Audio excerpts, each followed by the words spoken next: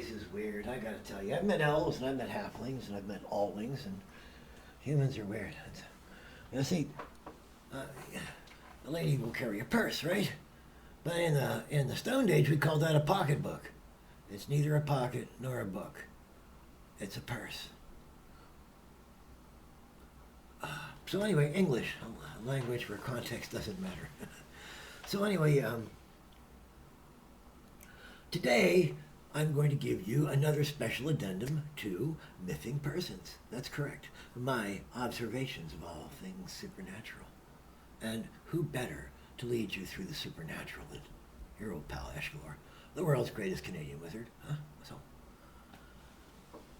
see, there's a place called Finland, right?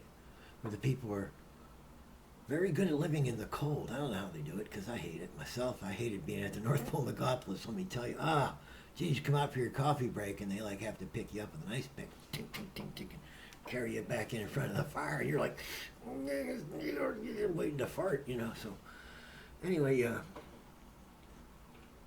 so there was a guy named Klaus. Many people named Klaus up there, and Klaus used to dress in a big fur-lined puffy coat there with the belt and the stripe down the front, and and the big hat. And yeah, this is a real thing. And he had been a redhead when he was young, so as he got older, he got white. This is a thing. Study eugenics and then weep because people think stupid shit like that. Anyway, it doesn't work for horses. It makes for huge numbers of problems. They got to cull horses because of how bad the birth defects are, and all this like bloodlines that they show you, these beautiful horses. Yeah, you lose a lot along the way. So anyway, eugenics is shit. It really is. If you know anybody who believes in it, find better friends. So anyway, so there was this guy named Klaus, and he's dressed in a big puffy coat, right, and red, high visibility red, right, with a big white beard, because he had been a redhead in his life, and he was retired, which means he was slowly starving to death in those days, because what else was going to happen? But he was an expert carver of wood, and so he would, get it? Wouldn't I? This is the B material. I'm sorry, it's late. Anyway, he would carve little toys throughout the year. What else you going to do? You're old, right? You got to do something. His eyes and his hands were still working, so why not do something? So he carved little toys, little figures, and nutcrackers, and reindeer, and snowmen and stuff, and carve them all. And then in the middle of the night, because old people stay up late because they can't sleep very well, he would put on all this red gear, and he would get out and get into a sleigh, which is perfectly reasonable if it's pulled by reindeer. I'm going to tell you something about that. Yeah, up in Finland, they have reindeer-pulled sleighs. At least they used to, classically.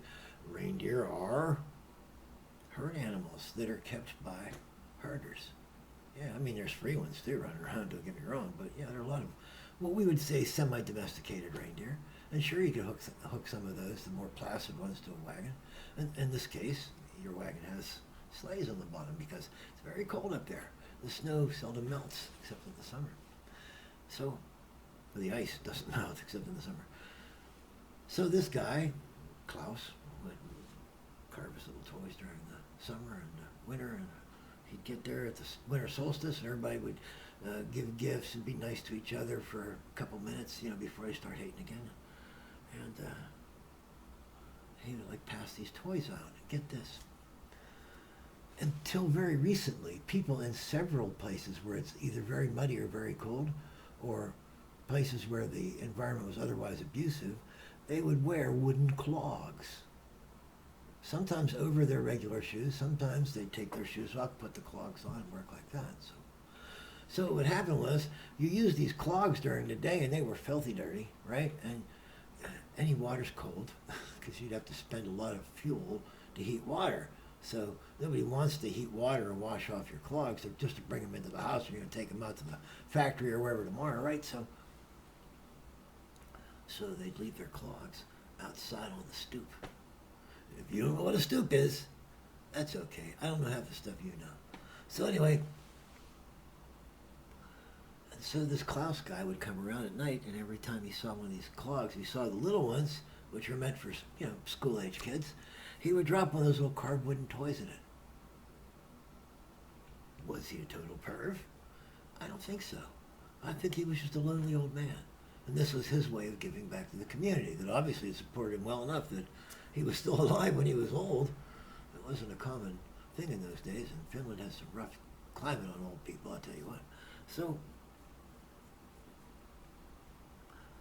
he would ride and deliver these toys in a sleigh pulled by reindeer.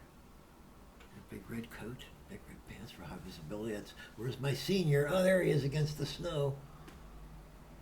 And he would put these little toys in the clogs, not the stockings, but you can see where that would matter, because in other cultures, kids would get their stockings wet and they would hang them up beside the fireplace to dry during the night so they could put them on again in the morning. Yeah, all these things make sense if you just know a little bit about the background. They don't necessarily make sense in terms of modern sensitivities. Try to explain half of the morals in the old tales of knights and whatnot. They don't make any sense. Well, Chaucer makes some sense. His Canterbury Tales is very much worth a read. I'm sorry if you have to struggle through English that's a little more turbid than our present day Canadian English, which is perfect, is, but still. That's the story of Santa Klaus. If you hadn't heard of that before, he was a real guy named Klaus. And he really did make toys and deliver them to little kids in the dark of night at the winter solstice. And it's very possible that he was not a total perv. Yeah, this is Eshkalar, spinning a little truth for you. How about that? I bet you don't get that on your news program. Or your talk show.